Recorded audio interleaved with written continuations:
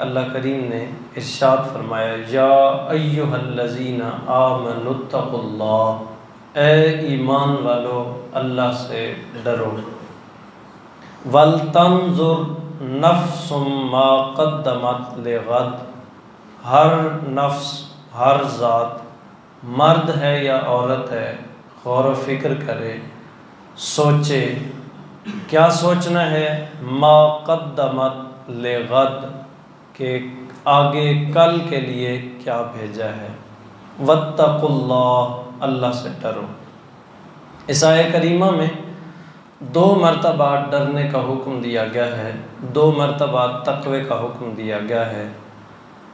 उलमा फरमाते हैं पहली मरतबा जो तक़वे का हुक्म दिया गया, इससे मुराद ज़िंदगी के पिछले गुनाहों से माफ़ी मांगना है, और जो दूसरी मरतबा तक़वे का हुक्म दिया गया है उससे मुराद आने वाली ज़िंदगी में गुनाहों से बचने की कोशिश करना है। तो 2 मरतबा तक़वे का हुक्म दिया गया है। तक़वा क्या है? मुख्तलिफ़ लोगों ने अपने अपने अंदाज में इसकी तारीफ़ की है। बाज़ ने कहा नेकियां करना यह तक़वा कहलाता है, बाज़ कहते हैं गुनाहों से बचना, गुनाहों से इज्तिनाब यह तक़वा है।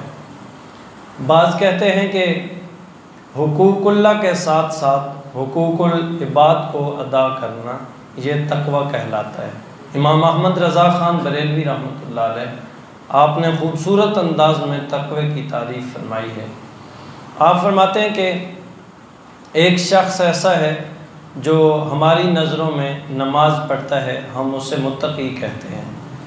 वो रोज़े रखता है, हम कहते हैं ये मुत्तक़ी है।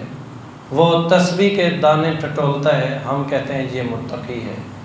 वो नमाज तहज्जुद के वक्त मस्जिद में पहुंच जाता है, नवाफिल अदा करता है, हम कहते हैं ये मुत्तक़ी है। वो हमारे सामने कसरत के साथ कुरान की तिलावत करता है, हमारी नज़रों में वो मुत्तक़ी होता है। लेकिन आप फरमाते हैं कि ऐसा आदमी मुत्तक़ी नहीं कहलाएगा, वो तक़वा इख्तियार नहीं कर रहा है जो तुम्हारी नज़रों में नमाज भी पढ़ता है, रोज़ा भी रखता है, हज भी करता है, ज़कात के पैसे भी देता है, मुख्तलिफ़ ऐसे अच्छे काम करता है, वो तो लोगों के सामने है। आपको पता है जब हमने किसी भी तकरीब में जाना हो तो हम कितनी तैयारी करते हैं।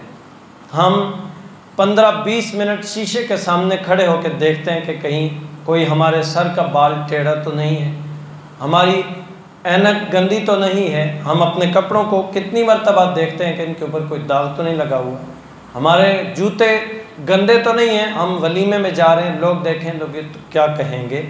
आप फरमाते हैं ये तो सारे लोग करते हैं, जब बाहर जाते हैं तो ठाट बाट के साथ, बन ठन के, चमक के साथ, कंघी फेर के, गुस्ल करके, ये सारी तैयारियां तो लोगों के सामने लोग करके जाते हैं। ये कोई तक़वा तो नहीं है।